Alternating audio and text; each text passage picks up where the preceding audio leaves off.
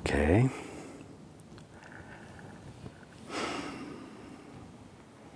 Good evening.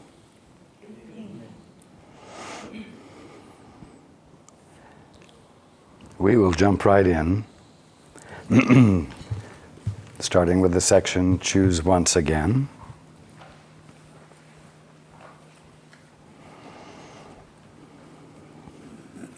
And for those who haven't been here before, what we're doing is reading one paragraph and then passing the microphone on to the next person.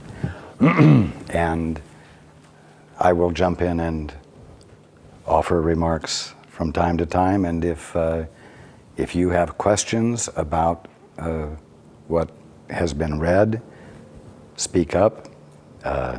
It's a group participation gathering. So let's start here. And for those who haven't been here before, if you will kiss the mic, hold it about this far from your mouth. Okay. Choose once again. Temptation has one lesson it would teach. In all its forms, wherever it occurs. Excuse me.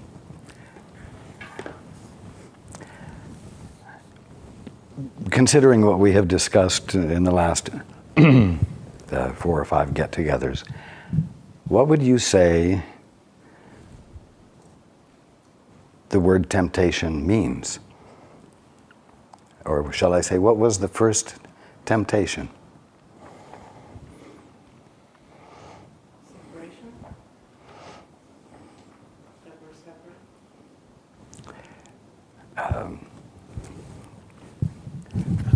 How about believing that we were separated? Taking the ego standpoint, or looking at things from an ego standpoint. Well, what had to happen in order for separation to seem to occur? Mutual agreement. Indeed. I don't think the microphone's on. Yes, the speakers aren't on, Oh, okay. but the microphone is. Yes. You might say that the tempter was the first son of God who turned to a second son or daughter of God and said, suppose the meaning of this tree is such and such. Wouldn't it be interesting to look at everything, at all trees, with this meaning given to them instead of what God has made it as, instead of what we're seeing it as?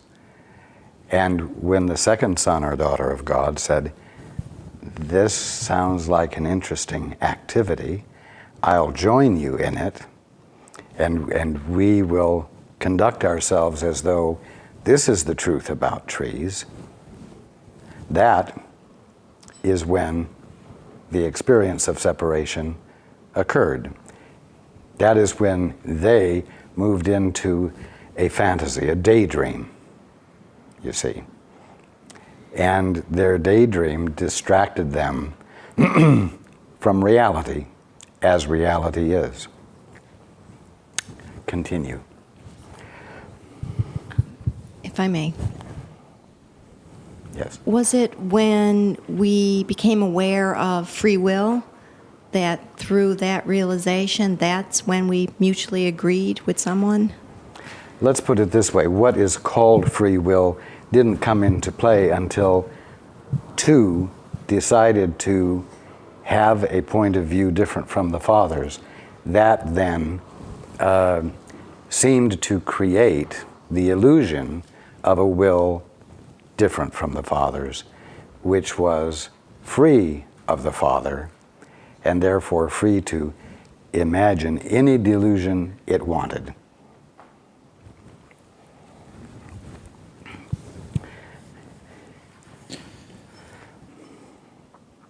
Temptation has one lesson it would teach. In all its forms, wherever it occurs, it would persuade the Holy Son of God he is a body, born in what must die, unable to escape its frailty, and bound by what it orders him to feel. It sets the limits on what he can do. Its power is the only strength he has. His grasp cannot exceed its tiny reach.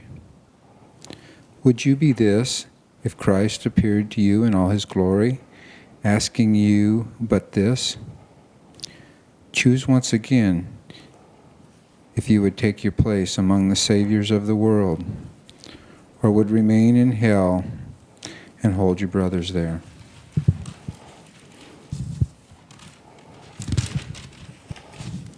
You see, a choice was made to indulge in a mutual fantasy. And so, in order to reverse the effects of that choice, a new choice has to be made.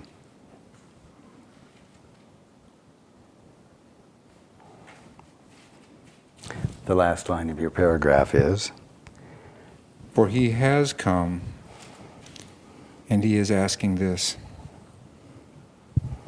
choose once again if you would take your place among the saviors of the world, or would remain in hell and hold your brothers there.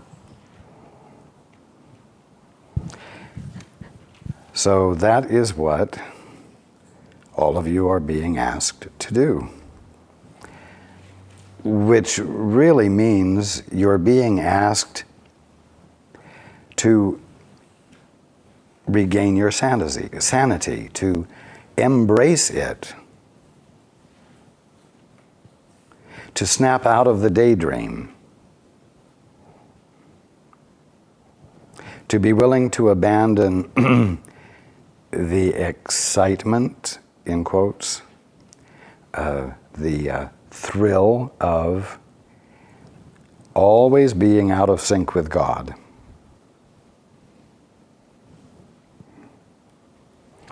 And as I said before, all of you have been awake.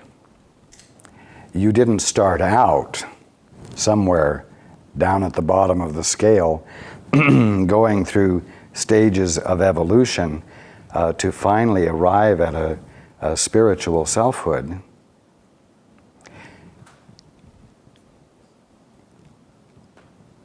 If you're not experiencing reality or the kingdom of heaven as it is, then at some point you, as one who was fully awake, and I will say fully Christed, made a choice together with another Christ. And the choice took you into a fantasy, a daydream, an illusory experience of reality, and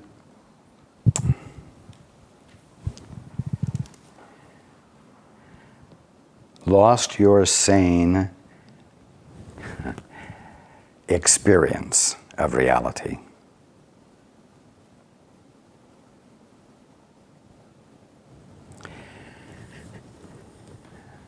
Now, the moment that happened,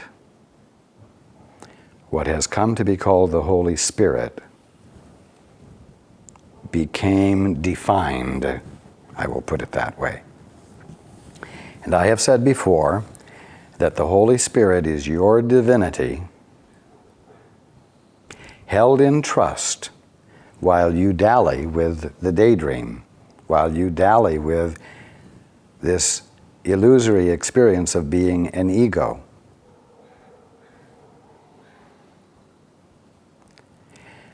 Now, the call is coming to you. It has always been coming to you from that of you called the Holy Spirit, which could never stop being what God is expressing as you. It is calling and has been calling to you, but also I am calling to you. I am calling to you through the Course.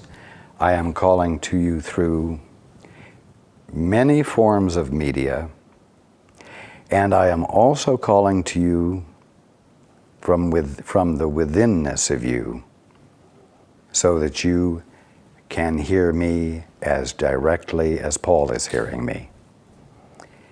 And I and your guides are calling you to wake up, to come home, to abandon the preoccupation with the daydream.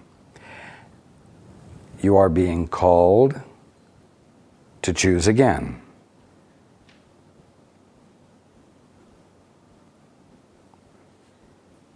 Okay, let's continue. Question. Yes. Once the two came to an agreement, then that established what was previously called the world, and then Well, it established in quotes, because Yes. it couldn't really do The- it, but it established the kingdom of heaven as the world instead. right, and then individuals could choose to participate in that, not necessarily paired up with some other person. I mean, they could be in agreement with the group that had already established the illusion. You could say that, yes. Right.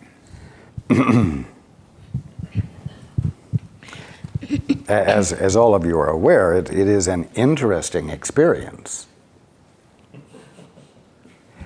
And it is an experience that is available. You know, even in your experience here,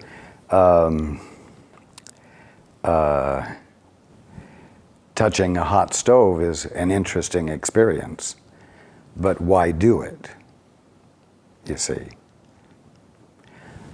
Okay, continue. How do you make the choice? How easily is this explained? You always choose between your weakness and the strength of Christ in you. And what you choose is what you think is real. Simply, Excuse me? Let's reverse that. And what you think is real is what you choose. So if it is hard for you to believe that you are the son or daughter of God, that you are the Christ, that you are exactly as God created you, or exactly as God is being you at this moment, if you don't believe that, and you do believe that you're just a physical body that came from a sperm and an egg, you will go with your belief. You will choose what you believe. And so, waking up is a matter of changing what you believe. Waking up amounts to considering the possibility that you are the unbelievable, that you are what you can't yet believe. And you must be willing to embrace that possibility and explore it with vigor and enthusiasm, if for no other reason than there is the possibility that that might be an even more interesting experience than the dream you're dreaming.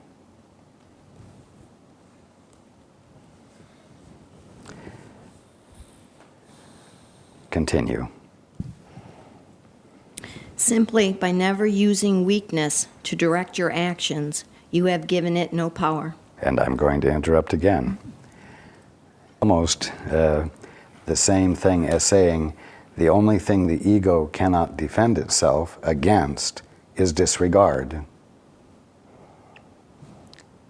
When you stop coming from the place of your definition of yourself, that you and someone else have mutually agreed upon as the definition of you, the definition begins to cease governing the way you experience yourself and the kingdom of heaven, which you're calling the world. And it begins to change spontaneously because the mutually agreed upon definition is not being reinforced. Continue. And the light of Christ in you is given charge of everything you do. For you have brought your weakness unto him, and he has given you his strength instead. It could as easily say that you have brought your weakness unto the Holy Spirit, or you have brought your weakness unto God, or you have brought your weakness unto your guide. The point is that you have reached out beyond your current definition of yourself. You have abandoned self-reliance on your current definition of yourself, and you have abandoned isolation by reaching out. Continue.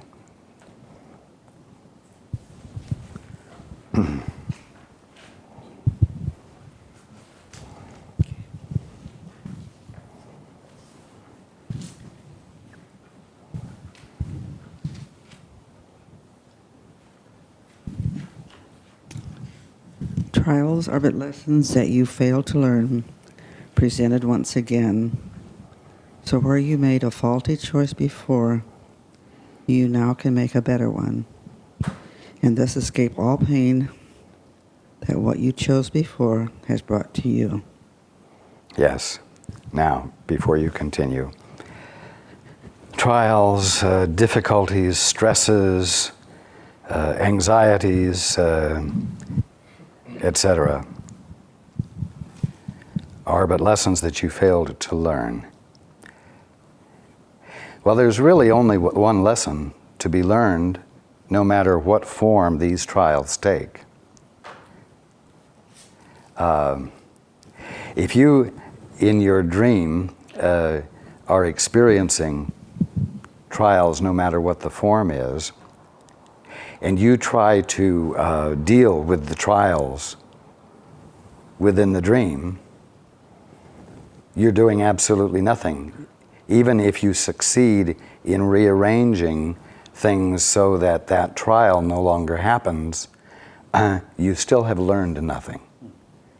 Because the only learning that you can arrive at, no matter what the trials are, is that the trials are a result of a mutual agreement that you've given commitment to, and you're neglecting to pay attention to the kingdom of heaven.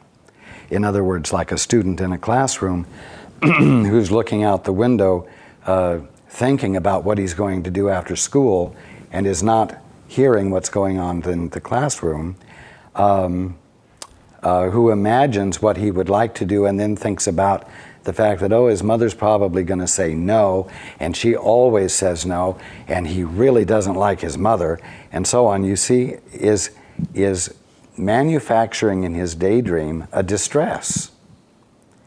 And for him to try to resolve the distress about his mother by thinking better thoughts about her still doesn't get him to the point where he is noticing what's going on in the classroom.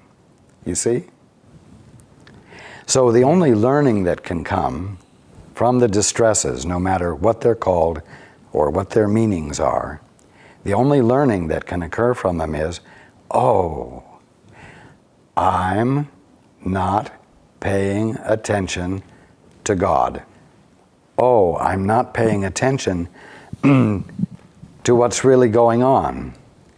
Oh, I'm no longer being curious to see the kingdom of heaven right here.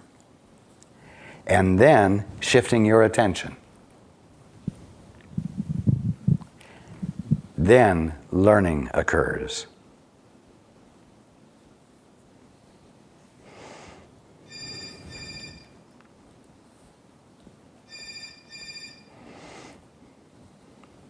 Continue.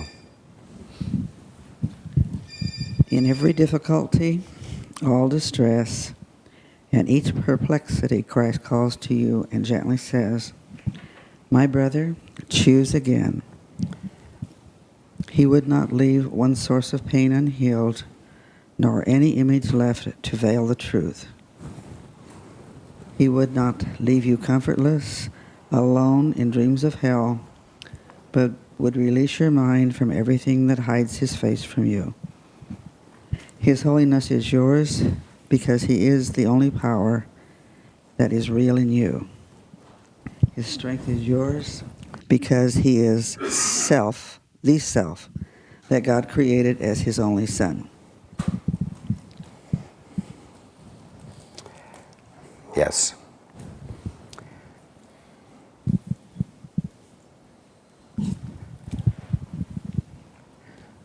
I present myself to you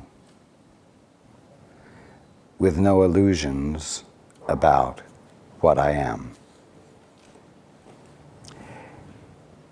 And I present myself to you knowing that you are like me, that we are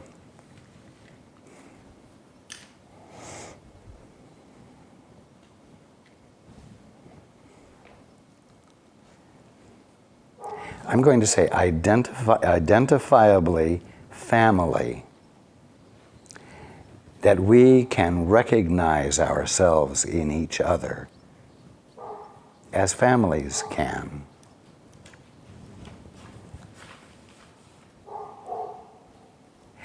And because I approach you without reinforcing mutually agreed upon definitions that you've been suffering from, my presence with you, either as I am with you right now or as I am speaking to you from the withinness of you, I am a dynamic, you might say, that not only doesn't reinforce the mutually agreed upon definition, but also provides illumination of you as you really are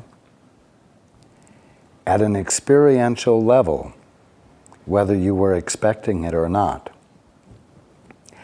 And this makes it easier for you to be curious in a direction other than the definitions you have been operating under. And it opens up your curiosity in a manner that allows inspiration and insight to more easily occur.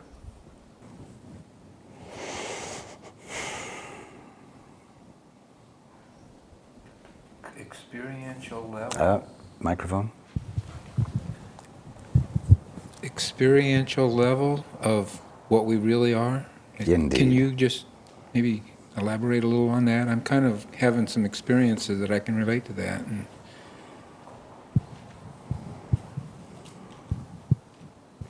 I just want you to trust those experiences without confirmation. Part of waking up is learning to invest trust in insights and illuminations that are occurring within you, because in the investment of trust, you are joining. You are joining from a place in you that involves commitment to something other than the already existing definitions that have been governing you. And that is essential.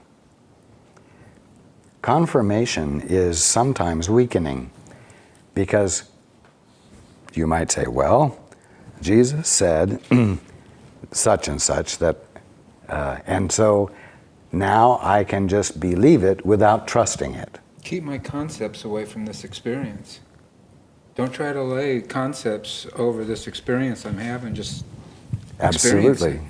Exactly, I see. Your concepts are all forms of the definitions you are familiar with.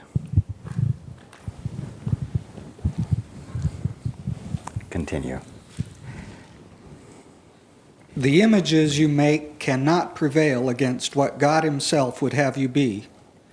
Be never fearful of temptation, then, but see it as it is, another chance to choose again, and let Christ's strength prevail in every circumstance, in every place you raised an image of yourself before. Yes, now,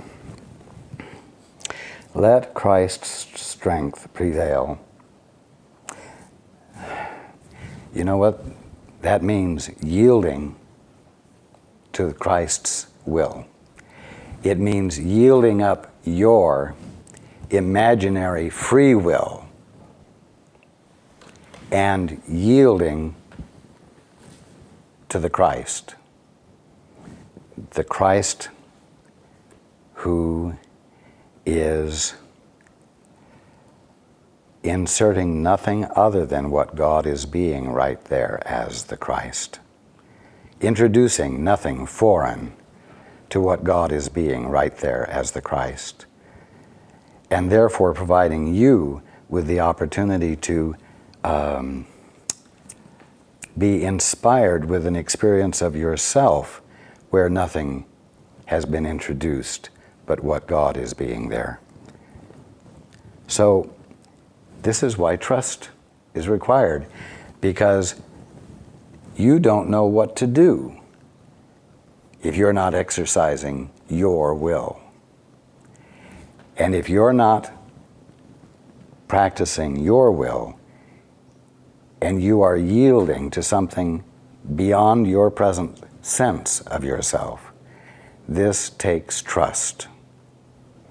And this is absolutely essential to awakening, that you are willing to join with another, not in the process of formulating a new definition at odds with what the God is being, but in terms of being in harmony with, not being at odds with, what reality really is, with what God's perspective truly is. Okay, continue. For what appears to hide the face of Christ is powerless before his majesty and disappears before his holy sight.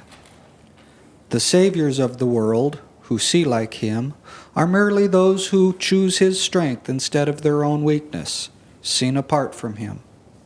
They will redeem the world, for they are joined in all the power of the will of God, and what they will is only what he wills. You see, how can you arrive at a point of willing only for what God wills if you haven't abandoned what you call your right to express free will, a so-called God-given right? It's a real sneaky part of the mutually agreed upon definitions that you govern yourself under according to. Your right to free will is derived from God, you say. You are here to co-create with God in the sense of independently behaving in harmony with God, you see, without ever communing with God, without ever connecting with God, without ever yielding to God. So,